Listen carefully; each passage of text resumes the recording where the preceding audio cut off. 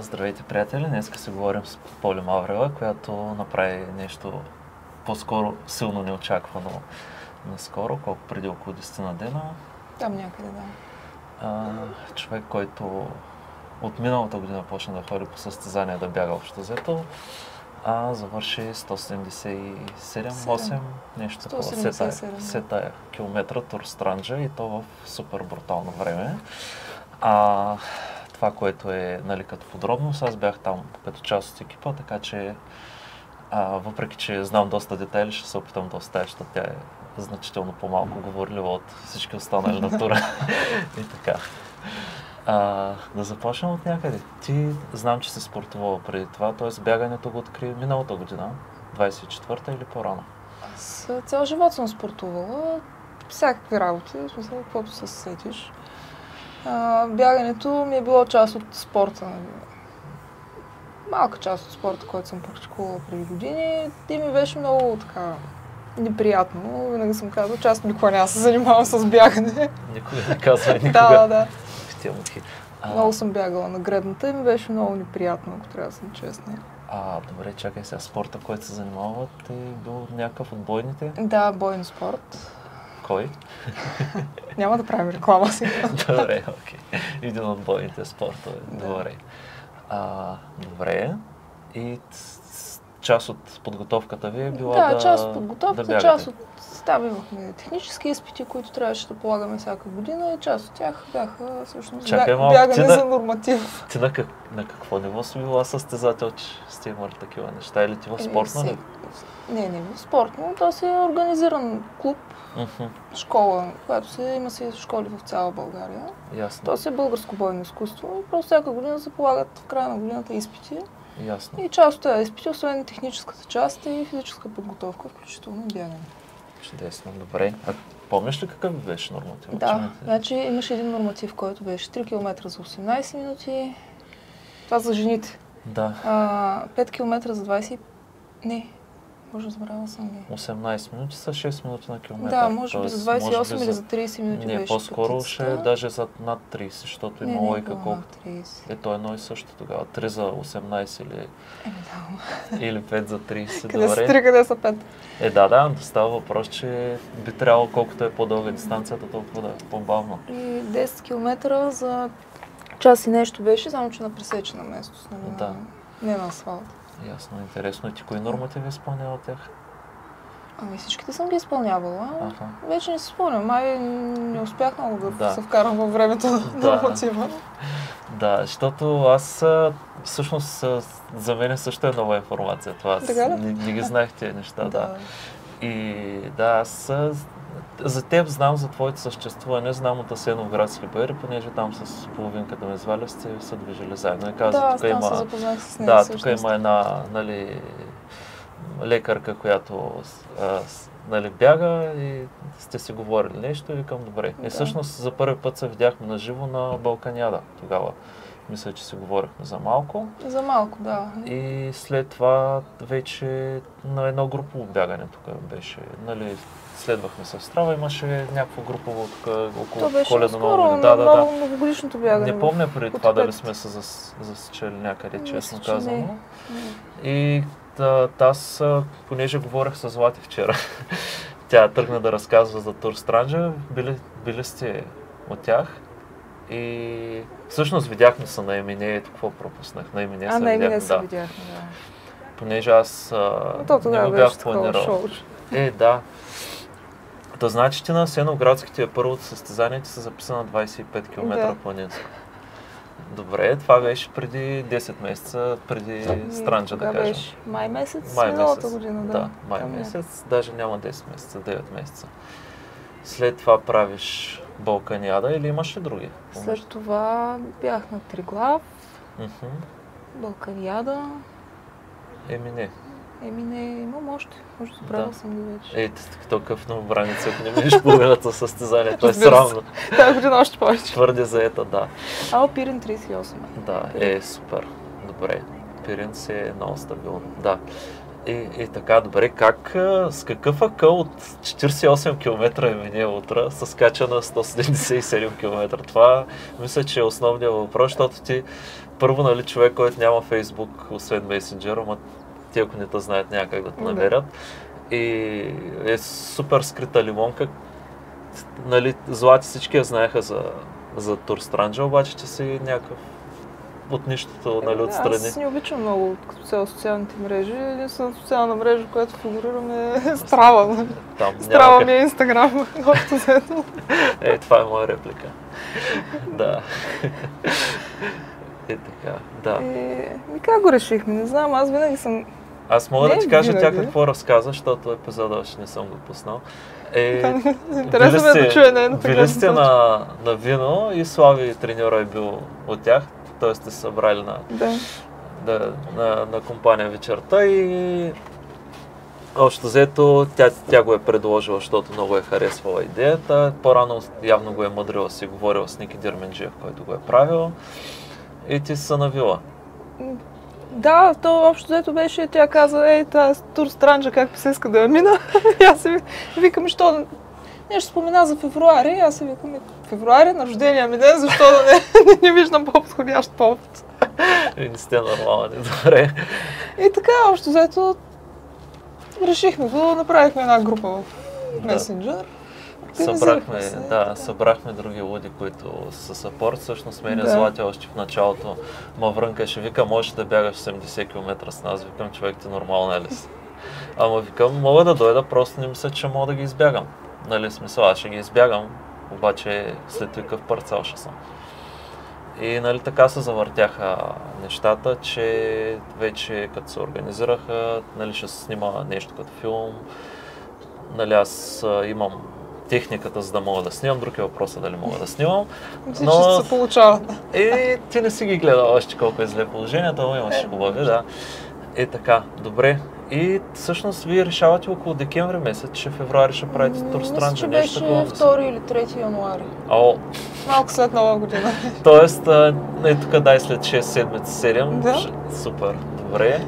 Аз тогава се чухме по телефона, нали, как да се подготвяш, че всъщност нямаш супер много време за трениране. Не.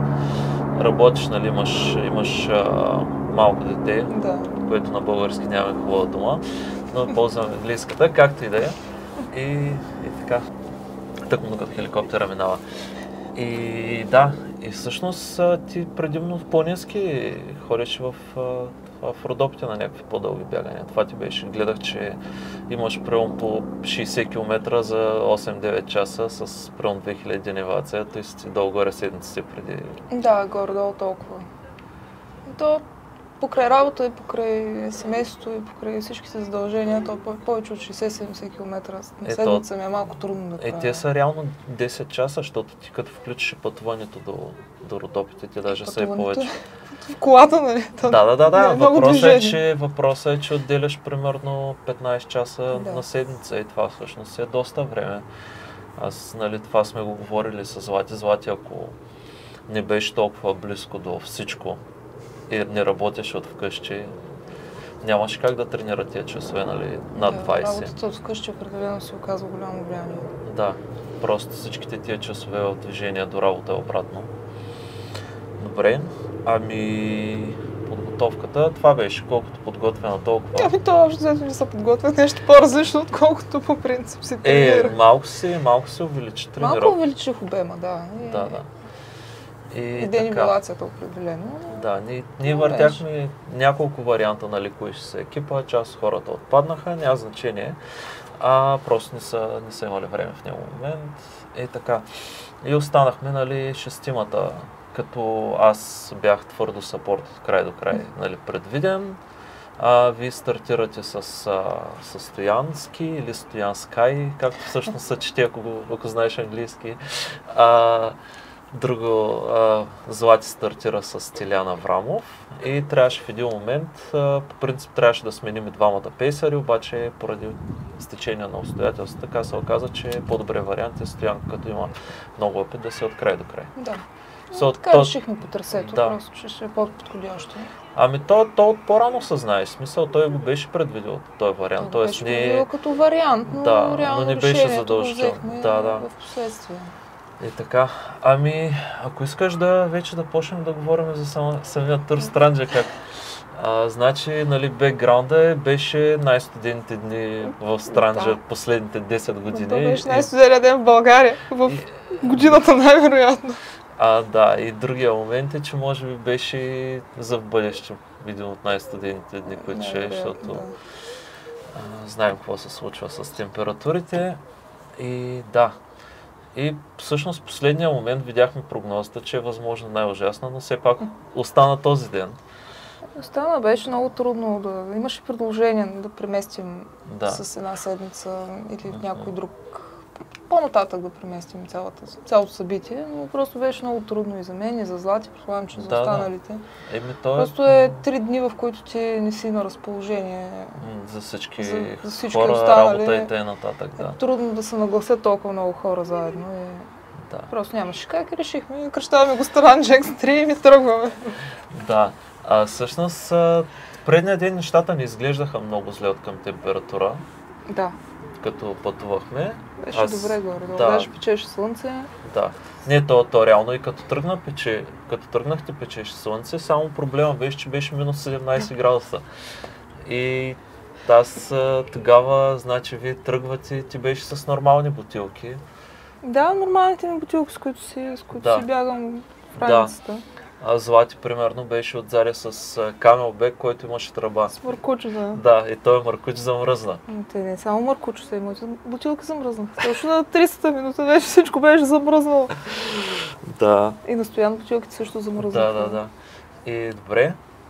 Значи стартира с 7 часа сутринта някъде по изгрев. Имахме, нали, аз карах твоята кола. Пред другата кола отпреди изкочи някаква сърничка или нещо имаше на отиване. Ти не знам, даже видя ли? Не успях да видя. Малко беше заледено, на едно място малко преплъзна колата, ама не беше нещо страшно. Стигнахме, там беше Иван Шишманов, който също го е правил този тур. Той също ни помогна като Петър се остави колата на края на трасето да го върне. Това беше голяма подкрепа. Аз после видях и в Фейсбук, в събитието, доста така активно е следял. Да. Той на мене доста ми пишеше, ама в един момент, нали, трябваше да се запалиш енергията, за да си съпорт и така нататък. Стартирахте от Елхово и при минус 17 градуса. Да. И това, което видях е, че още в началото лекичко направихте някаква малка дистанция в двете групички, където си бягате Стилян и Злати малко по-отпреди и вие двамата състояние една идея по-разумно отзади. По-разумно не бих казала. Моята скорост е такава, по принцип, аз днеска по-бързо не мога да бягам. Ама то за 100 и кусор километра. Да, да кажем, че това беше търсеното темпо, с което не искахме да се движим, поне първата половина по асфалта. Да. Там основно беше студа големия проблем. В началото усещахте ли го това нещо? В смисъл, той се усещал. Вие си бяхте облечени долу-горе, ама то колко да си облечен? Не, това колкото и да си облечен. Проблема бяха ръцете и краката. Да. За тялото няма проблем, загряваш, само че ръцете бяха направо измръзваха в началото. Въпреки двата чифта ръкавици, всичко, двата чифта чорапи, просто ръце и крака, всичко измръзна. Да, ние там въртяхме се малко из града и после засякохме по пътя. Да. В началото нещо интересно, то е един асфалтов дълъг път и се движите по него. От началото мисля, че първите там колко? 60 км са асфалт, с изключение на 1-2 км малко през една нива. Но защото си асфалт там. Жълто беше много приятно, като трасе, като бягане.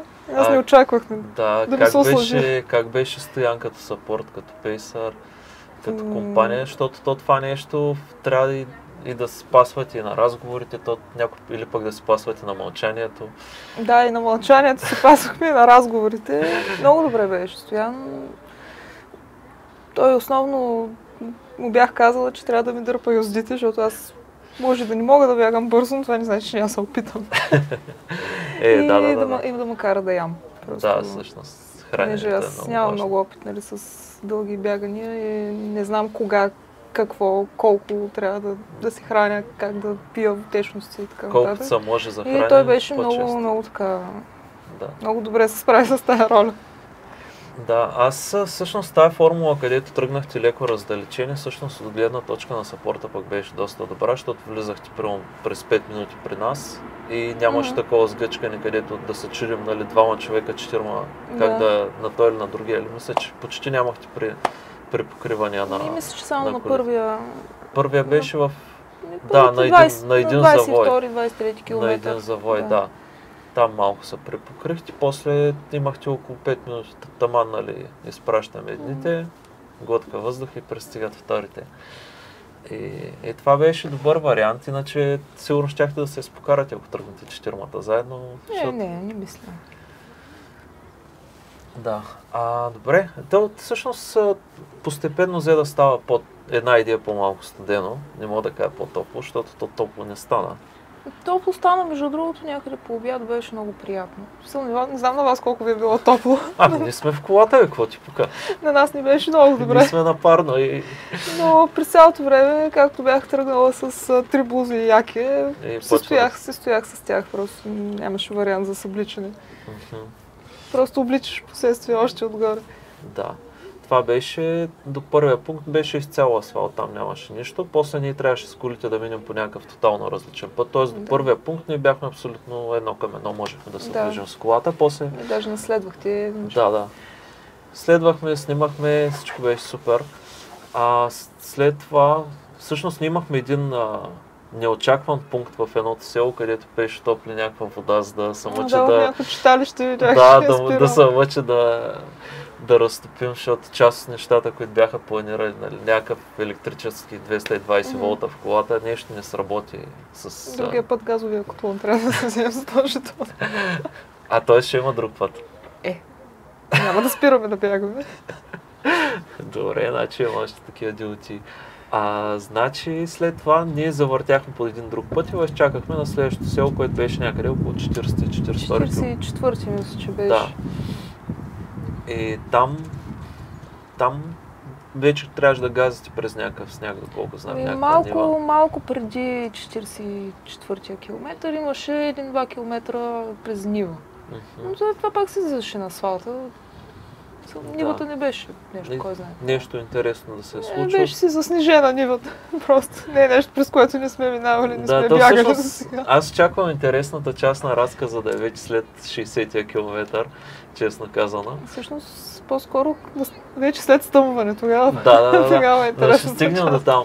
И така, и после пак, нали, на 44-ти, нали, взехте вода, храна, видяхме се за малко. Да. Похвалих се за първия си официален асфалтов маратон. Да. Помниш ли за колко време беше? Ние може да го видим под ръка. Не си спомня, трябва да видим. Да, сигурно е бил към 5-6 часа. Там някъде 5 часа и 7 минути, мисля, че нещо такова. Което е доста добре, защото. Да, предвид, ние въобще не сме бързали. Имахме две спирания в 10 минути. Ама вие имахте 4 маратона и нещо реално, тъй че той е първия. Добре. След това вече пак имахте малко повече ниви до 60-тия, ние въртяхме, имахме някакви срещи с гранична полиция някакви пъти, все интересни неща, ама те не са важни. Хубавото беше, че нас не нас спря гранична полиция. Само по едно време спря една кола и каза, вашите хора ма чакат и там малко по-нагоре. Явно вече му бяха проверили кои сте. Да. Това беше, ти разбра историята ли? За гранична. 4 коли, които... Не, 2 коли бяха, но просто както пеше справя така отпреди, отзади на триъгълник, 2 големи джипа, слиза 6 човека.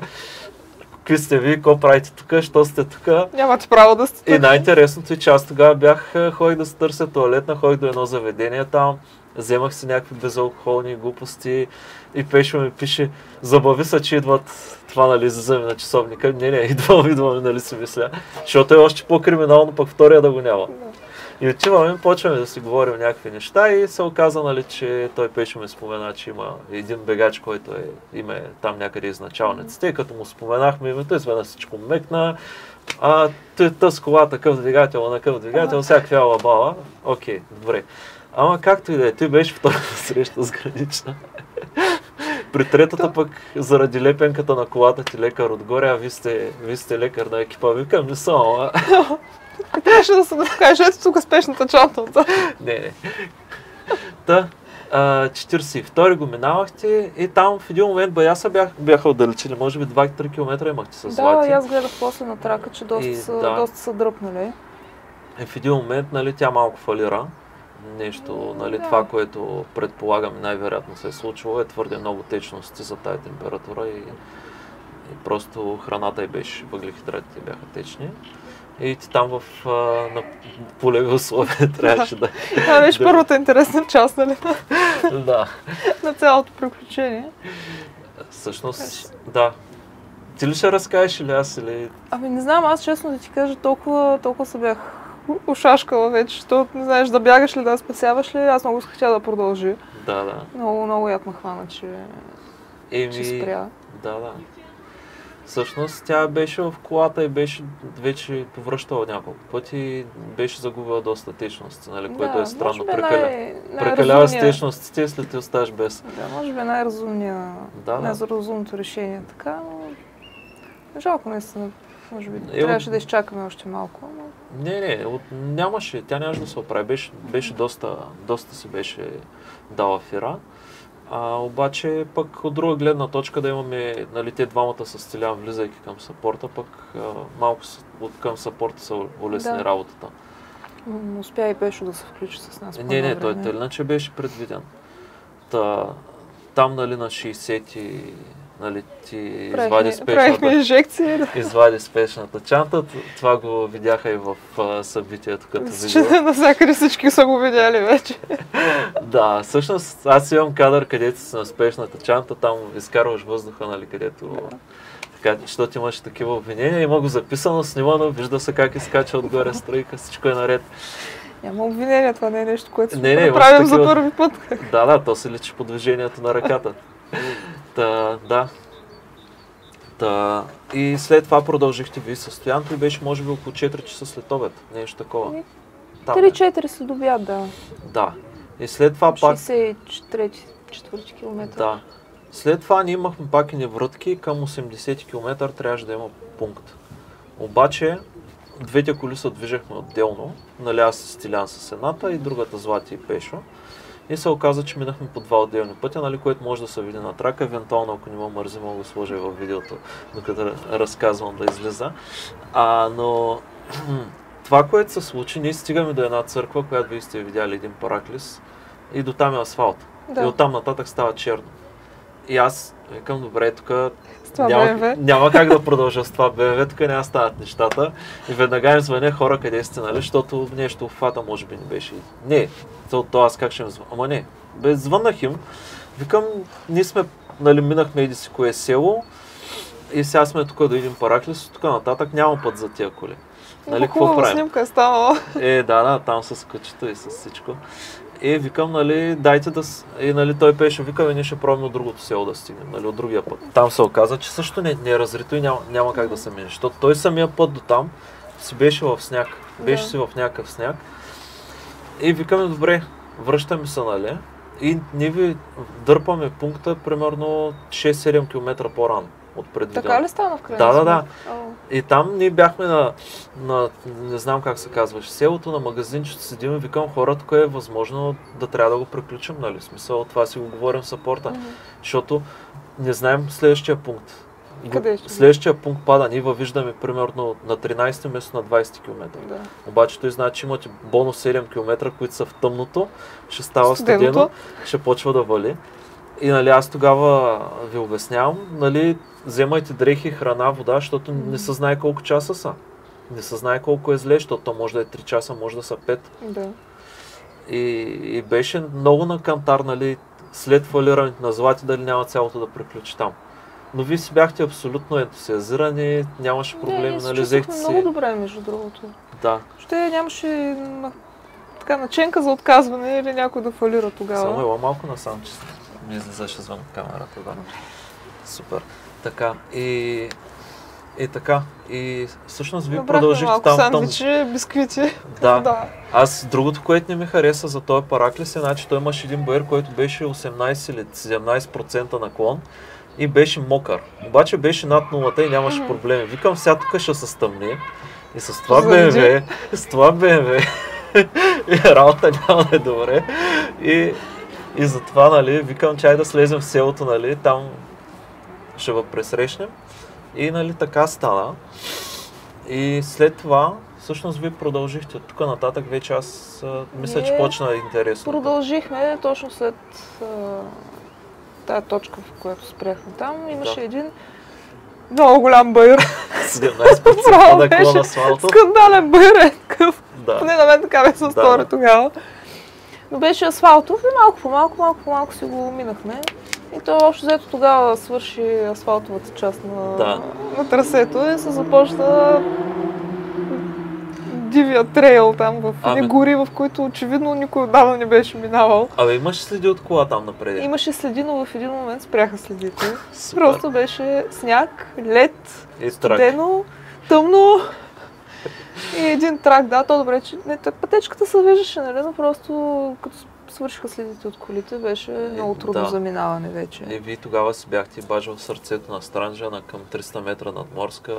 Страшничко си. Там беше, мисля, че най-високата точка, на която скачих. Тото е много интересно, че можеш да го подцениш. Ще е 300 метра, но то е така дивотия там, толкова е заставено. И всъщност ние от там, където бяхме в това село, до следващото място, до Звездец, имахме 2 часа път с колата през Бургас. И нали, идеята беше, че дай, че върнем на предното село преди Звездец, ако можем там да го посрещнем. И там пак Пешо и Злати въртяха с колата и търсиха някъде да открият евентуално някой да може да се включи ток. Той разказа, че обаче игнорирали са го. Да. И всъщност там Пешо се включи вече към вас. Той имаше други разни сценки, защото ние спираме на една бензиностанция да заредим. Те миличките забравиха на той за гъста отзади за Вито, не си затвориха капака. Стилян ме вика, тук има нещо, де се търчи на колата. Им звъни и съм казал, нали, че не са го махнали. Спираха ги да ги проверяват. Въобще разсипаха на проверки там. Да, сте примеждали. Да, и стигнахме и вие дойдохте, изглеждахте супер свежи и всъщност дойдохте доста по-рано, отколкото аз бях предвидил, че може да се мине този район, нали, че примерно 4-5 часа може да отнеме. Проблема беше, че просто втората половина на тази отсечка беше много, наистина пак ти казвам, много дива. Явно беше валяло много преди това, имаше локви, които бяха замръзнали. И просто нямаше откъде да се мине от други, освен през следа. Отляво дървета, отдясно дървета, трябва през леда. Леда не знаеш, ще те издържи ли, няма ли да те издържи, няма да се щупи под краката ти. Но то беше много студено и леда беше така бая дебел, така че нямаше там. И то е било най-вероятно дивотия до селото, там до малко преди да се видим. Да, там аз паднах на един лед много лошо. Още ма боли отцата. Аз тази час съм пропуснал. Да, точно малко преди да се видим с вас, около 200-300 метра имаше един такъв бър, само че надолу. Да. И явно беше текла някаква вода, един тънък лед, сега се подхлъзнах, паднах направо, ужас и половина. Но за щастие, освен натъртване, силни, малко няма. Добре, значи сега часа е към 11 вечерта. 11-12 беше. Не беше 12. 12 помням къде беше. Не, 12 точно. Знам, че бяхте 12 беше на следващото след Звездец. Да, 12 точно ударих Звездец малко преди да тръгнете. Тъй, че беше примерно 10:30-11 по-скоро. Или по-скоро даже 11, защото то не беше голямо разстояние. Да. И там вече и Пешо се включи с нас. Да. Той е добре, че се включи. Не, той беше предвиден. Той беше предвиден още от по-рано да се включи. Обаче просто така... Около 100 км. По-рано. Преди 100 Звездец беше 100-ния. Звездец беше 90. Да, там някъде 90, 92, 3. Тай, записваме се. Проверявам. И така. И всъщност вие продължихте, пак беше асфалт там. Пак беше асфалт. И май почна да вали сняг тогава. Имаше и чакалирани пътища, покрити със сняг. И тогава вече почна да си вали сняг. Да. Нещо, което се надявах да не се случва, но Да. не се случи. Имаме ни кадри там, където посрещам с фотоапарата и с челника и се чудят каква е тая улична лампа. Ще видим дали ще остана до филма на Пешо, ама както и да е. И всъщност стигнахме Звездец, там вече пак напроверяха май гранична полиция малко. Ама вече ние сме били основната атракция. Да, не, то номера, че уикенда. понеже ние движахме с BMW, втора кола и Злати беше отпред, вече беше много по-лесно да се обясни, защото има някакъв сексизъм и като цяло, ако е жена, е по-малко съмнително, отколкото мъж. Нали, има двоен стандарт, до някъде нормално и тя, нали, еди си какво правим, добре. А пък ние като тръгнем да се обясняваме някакви мъже и така, е друго. Та Звездец, там вече, нали, изчакахме, нали, да стане полунощ, да те поздравим за рождения ден. Благодаря. И тръгнахте и там се влизаше към Станчева Нива, мисля, че се казваше нещо. Петрова Нива, да. Петрова Нива и там вече стана дивотия душия, брат. Там с колата беше много интересно да се стигне, между другото. Пътя беше, нали, ви бяхте по същия път, по който дойдохме ни. И аз тогава се опитах да ви направя някакви снимки с звездите, ама не се получиха. Отделно не си прибрах фотоапарата. Прибрах го включен и се свърши батерията, пък аз бях предвидил 2. И викам, тая втората има достатъчно, ама както и да е, нямаше значение.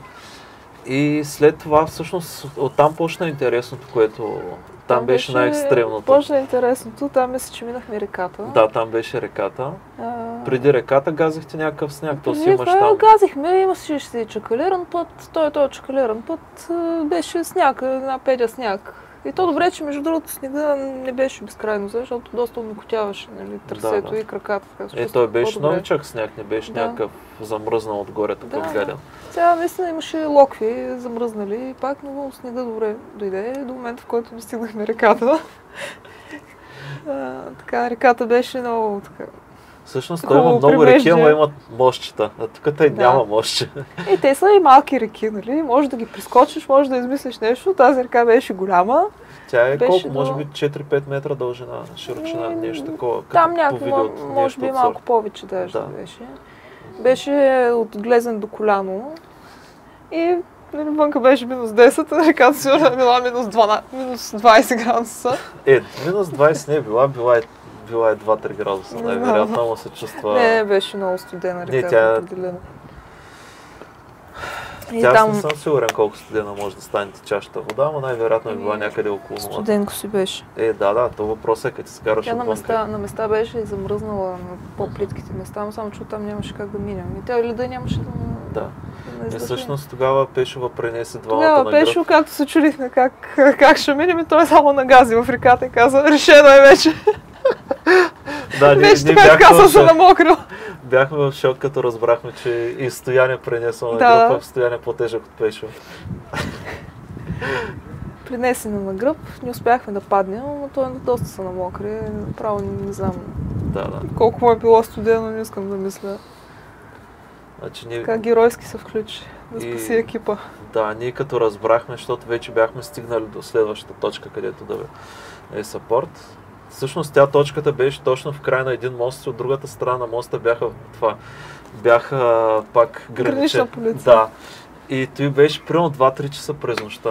И ние спим в колите, защото трябва да спим, защото няма как, защото нали, някой трябва да е адекватен, някой трябва да шофира наобратно.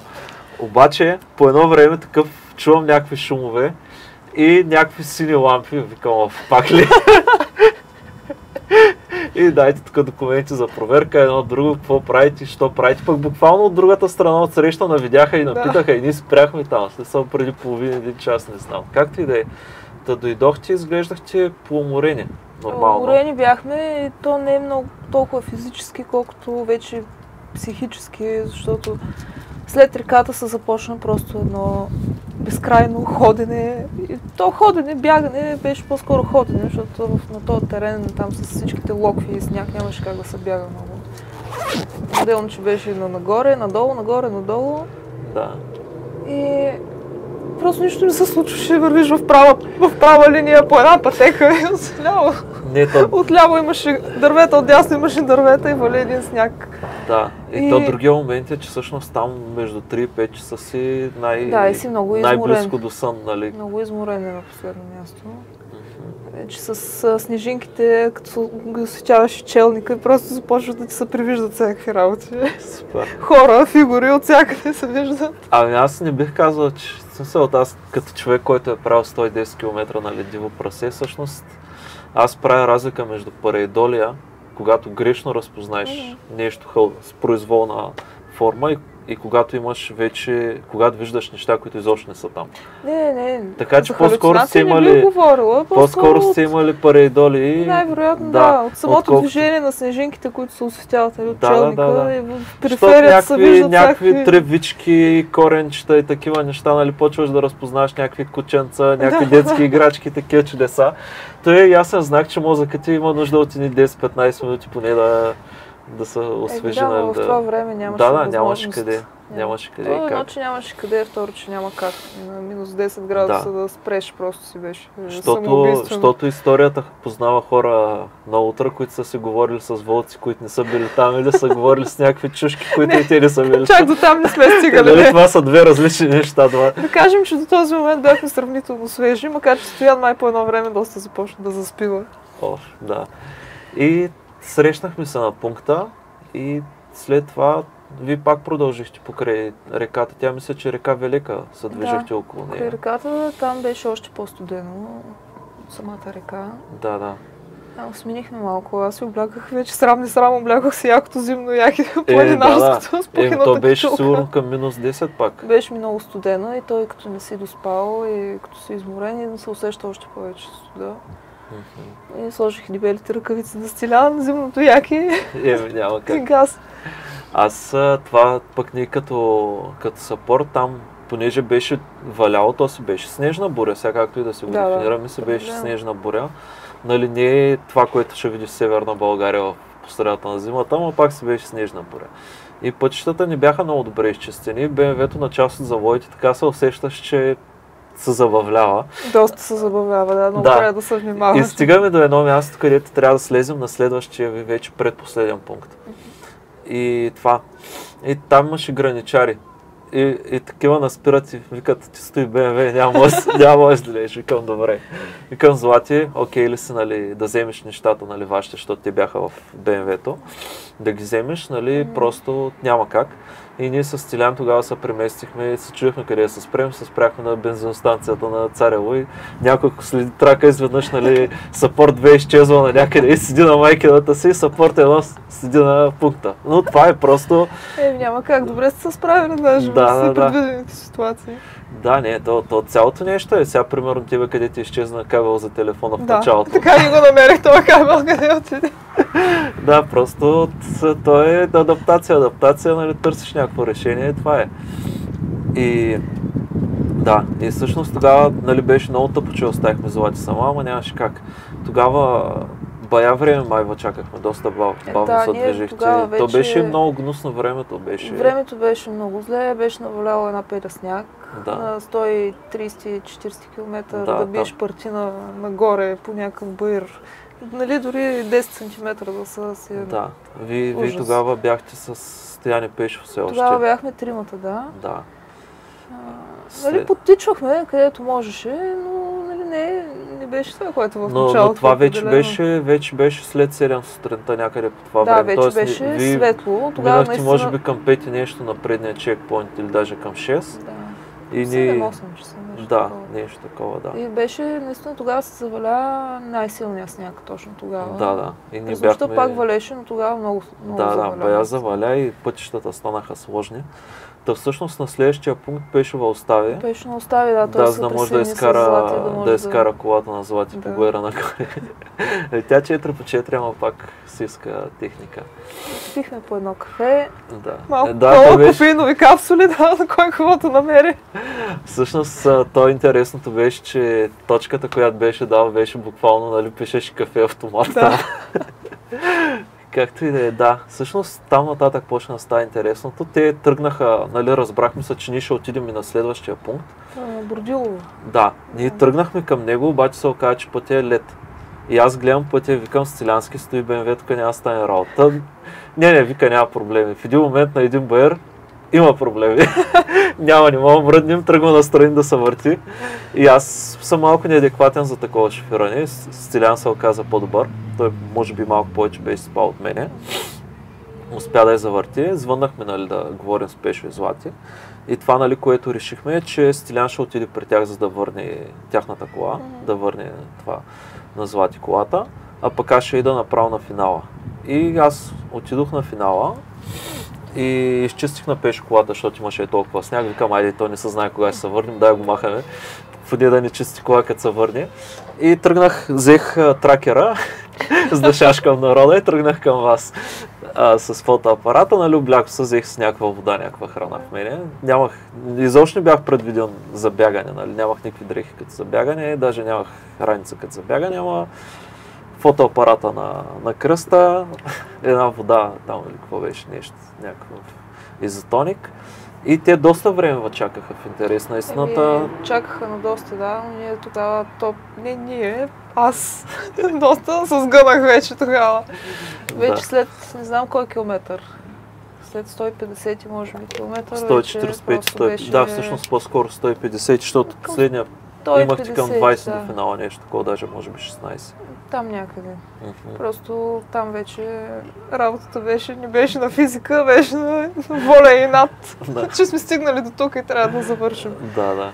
И малко по малко просто си ги изходихме последните километри. Да. Всъщност в Бродилово беше последния. Последния пункт. Злати и Пешо се включиха пак с вас. Те се включиха да ни бият партина нагоре, защото в края на естествено това прекрасно приключение имаше такъв бър. Да. Навалял на сняг. Да. И не знам, даже мисля, че има един от клиповете, в които просто коментирам как не знам как ме нагнаха да го кача този бър. То вече нямаше за кога той няма за кога хора, доколкото знам, хора са се отказвали преди това изкачване. Стига точно там. Да, на 170 км трябва да качиш примерно едно тепе. Да. Което може да е 100 метра, 150 денивелация, но тогава беше просто едно Еверест качваш. Да. Аз всъщност от другата страна бях направил партината. Имаше тук места, къде трябваше да се почистят и по мое нескромно мнение половин един час ви спестих там. Да, много добре, да. Благодаря. Защото имаше места, къде трябваше... Да. Защото имаше места, където не е ясно откъде точно трябва да се мине, ама както и да е. И всъщност знам, че някои хора ги гледаха такова как двете точки се приближават. И знам, че е имало и ревове по него време, като се стигнем. И много се радвам, че взех тракера с мен. Всички много питаха защо съпорта така е направил. Защото това беше логичното. В смисъл, аз в крайна сметка си съпорт. Да. Това беше логичното. Нали, просто първо да го посрещна, второ така или иначе фотоапарата, с който снимах видео, нямаше ток, а пък батериите още са еднакви, ама не са. Един и същи размер са, само че едното е една версия, другото е друга версия и като сложиш батерията от по-старите апарати и ти казва, съжалявам, служи от новата версия. И аз имам 4 батерии, обаче са 2 от единия вид и 2 от другия и съответно аз знам, че не стават. Зато и нося по 2, обаче както и да е. И нали, това ми беше идеята, че аз нямам какво да правя да седя там 2 часа или 3 часа или 4 часа и да la чакам.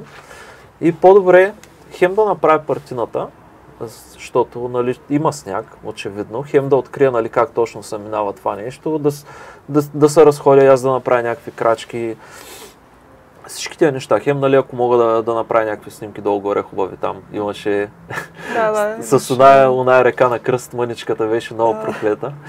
Алпинизъм беше там, просто една река трябваше да поскочим. Беше най-широката и най-трудната река. Всъщност аз посрещнах на около 7,5-8 км от финала там някъде, което е може би сте били на 3-4 от Бродилово, нещо такова. Даже в един момент... Даже по-малко. В един момент се чудя дали няма да мога да стигна до Бродилово преди вас, ама не се напълвах. Ако бях тръгнал да го напълвам на макс, сигурно можеше да стигна, ама то нямаше значение. Бяхме вече там. Но реших, че няма смисъл да се изцеждам, защото после нали, трябва да шофирам все пак и да. И така. И всъщност вас каква ви беше реакцията? Се срещнахме. Да, ви очаквахте ли? Тя Злати ни беше казала, да, че си тръгнал наобратно, да ни направиш път. Да. Не знаехме къде точно ще се срещнем. Да, тък му беше малко преди края на оня гадния бър. Да, малко преди да го изкачим догоре. Хубаво беше така, че се събрахме всички. После без да исках. Не нарочно го излагах, че няма други бери освен той имаше още няколко. И така, всъщност накрая той имаше един момент, където аз имам една снимка, даже мисля да я сложа такова видеото, където си някаква много клета така. Подпирам се на щеките. Стоян по едно време се избуха с лице в снега. После тая снимка се качи в Инстаграм наляво и надясно. После пък тичаше като глигани с гората. Не знам този човек къде ги намери силите просто. На 170 км човек. Ама сигурно бягаш с, не знам, с 3 пейси из дивия сняг гората. И така беше забавно като цяло. Беше сигурно е било много забавно отстрани. Да. Не ми беше много забавно. Разкажи повече, какви бяха емоциите там? Емоциите бяха... До 150 км всичко беше наистина цветя и рози. Да. Просто чувствах се много добре. Не мога да кажа, че бях много изморена. Да. Но не знам какво ми стана. Умората ли ме налегна, просто там може би по някое време много съм засилила с темпото. Да, което го приемам това се спомена също, че там малко се прибързах. Малко се придобрих, да. Там вече е много тънка границата между мога да го издържа и не мога. В смисъл, почти нямаш... И както си мислеше, мисля, стават само 30 км, няма и толкова. И изведнъж тези 30 км ги минаваш 4-5 часа. 4-5 часа е добре. Може би повече, не знам. Повече са. Аз повече са 7 сутринта къде го хвана? Някъде на кой километър? Може би 130-40. 140. Да, защото... 11 часа. Защото в началото ви тръгнахте с доста по-амбициозна цел, но тя нямаше как да стане с това време нямаше как да стане. Може би ако беше сухо, нямаше да е някакъв. Защото идеята беше някъде по изгрев. Часа, да, нещо такова. Тръгваме по изгрев и пак по изгрев се финишира, но... Снега и леда много промениха. Но не е при тези условия, да. Много промениха по работата. Да, всъщност мисля, че след това село, нали, където се разделихме, където да хвана нощта, оттам почнаха големите забавения. И голямото забавяне реално дойде преди Бродилово. Вече преди Бродилово имаше много губене. Ние освен, че ходихме, нали, бавно се движихме, имаше просто и много губене. Минахме през едни мочурища. Там нямаше и много маркировка или ние се загубихме някъде по трака. Едни безкрайни ниви, отдолу вода, отстрани клони, навсякъде нападали от снега. Просто нито път се виждаше, нищо няма откъде да минеш, ни локви, ни реки, ни снегове. Просто... Романтика, красота. Не знаеш откъде да минеш там по някое време, като ако отвориш трака, така е пътя, по който сме минали. Стигнахме в Бродилово, оня бъйр как го качихме, не знам. И след бъйра пак една безкрайна нива, в която само си напред, само виждаш къщичките, нали, на топъл накрая и те не се приближават. И значи ми казва 2 км, викам, може то. Тия 2 км как ще минат, кога ще ги минем? Ама в един момент свършиха. В един момент свършиха. И така, аз бая си поревах последните 30 км. Мисля, че няма снимка, в която ни рева. Като магари. Не, имаш такива снимки. Не ги ли разгледа? Аз нали ви ги пусках. Имам много ревящи снимки, но нямам нито една нормална накрая вече. Много щеше на финала, нали, да си направим хубава снимка. Нали? Но така, всички бързахме, всички бяхме много емоционални. Да, между другото, оня кадър, който го направих с двамата, абсолютно нямаше... Вие даже не знаехте, че вас снимам. Да. Вие просто си гледахте клето и аз направих един кадър, само малко да донаглася за фара, но само аз се изместих. Вие си бяхте абсолютно в естествен сос. Да. Защото изглежда много, нали, нагласено, нали, застанете точно така, нали, двамата, но просто и двамата вече... Просто умирахме от студ. Искаме да се приберем вече. Да, и така. Как беше първите дни след това нещо или близките как го приеха това нещо? Близките го приеха, добре го приеха. Мъжа ми смени няколко мнения по въпроса с моето приключение. От аз съм много да те пусна на това място, то ти си легенда, ще го направя. Да. Добре го приеха. Той, така като се прибрах, му казах да ми свали ни джапанки, защото е абсурд да си обуя обувките просто. Да. Бях ги свалила в колата, дойде човека, даже ме вдигна на ръце до втория етаж. Сигурно още чак да ги качвам тия 2 етажа, ако не беше той. И на следващия ден, от 5:30 на крака и на работа. Просто... Да, това не е много оптимално. Няма, ни цялата седмица даже беше и доста тежка, ако трябва да съм честна. Тежко беше. Първите 2-3 дни бяха доста тежки, но малко по-малко. Сега, колко? 10 дена по-късно? Да. 10. Как си? Добре. Ще го записваш ли пак?